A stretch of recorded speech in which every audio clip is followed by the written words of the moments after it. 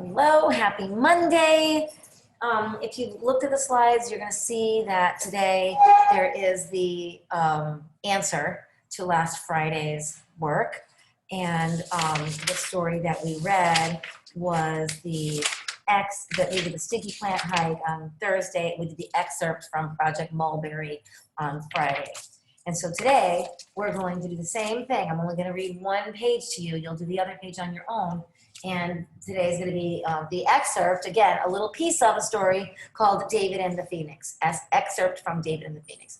We don't want to forget to read the directions because we'll find out whether or not this is fiction or nonfiction. We don't want to forget to read the author's name, because in the author's name, often we might recognize that author. All right, so here we go. Oh, and the other thing is, obviously, we want to also make sure that we read the question, because the questions will give us some information about what we need to do when we are reading. It'll tell us, oh, we need to pay attention to a certain thing, okay? So here we go. So I'm going to read the question first. How does David feel when he sees the mountain for the first time? Now, use two details. So we have to figure out David feels blah, blah, blah when he sees the mountain for the first time. Or you'll say, when he sees the mountain for the first time, David feels blah, blah, blah. Okay, so we have to look for that. Excerpt from David and the Phoenix. Here we go. So you're going to put your finger, you're reading with a pencil, and I'm going to do it with a marker so that it really jumps out. I really do want you to pay attention to the things that you can do that will help you figure out how David feels when he sees the mountain for the first time. All right? The other question, what do paragraphs 4 through 7 show about David? That's going to be paragraphs 4 through 7. I'm not going to read that, pay really so much attention to that, because we're not going to read that paragraph together. You'll have to do that on your own. All right, here we go. So we're starting right up at the top. Directions. Read this story.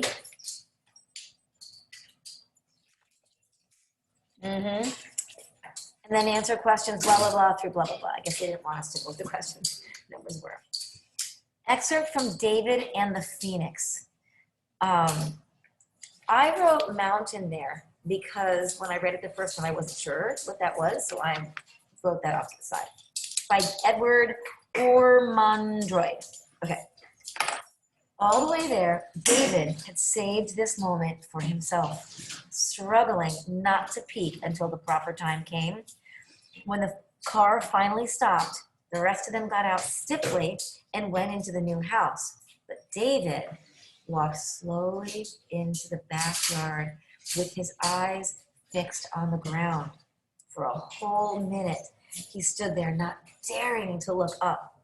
And then he took a deep breath, clenched his hands tightly, and lifted his head. There it was, as Dad had described it, but infinitely more grand. It swept upward from the valley floor, beautifully shaped and soaring so tall that its misty blue peak could surely talk face to face with the stars. To David, who had never seen a mountain before, the sight was almost too much to bear. He felt so tight and shivery inside that he didn't know whether he wanted to laugh or cry or both. And the really wonderful thing about the mountain was the way it looked at him. He was certain that it was smiling at him, like an old friend who had been waiting for years to see him again. And then, when he closed his eyes, he seemed to hear a voice which whispered, "Come along, then, and climb." I'm going to stop for a minute because I think my answer is in here. So I'm going to do this. Because I think that I can find enough details in this paragraph to describe how David felt for the first time seeing that mountain. Because remember, the question is, how does David feel when he sees the mountain for the first time? It would be so easy to go. The backyard was hedged in, with the part of the hedge growing right across the toes of the mountain, but there was a hole in the privet large enough to crawl through. And then just beyond the hedge, the mountainside awaited him, going up and up in one smooth sweep until the green and tawny faded into hazy heights of rock. It was waiting for him. Come and climb, it whispered. Come and climb. I'm going to stop there because the first question is answered already for us. The second question is going to be answered in this paragraph and then the paragraphs that follow. So I'm going to let you do that on your own. And the only markings that I made right now were here and then that, because I'm working in red today.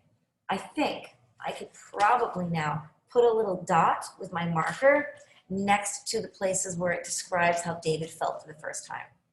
Okay, seeing this mountain. And yes, it is a mountain.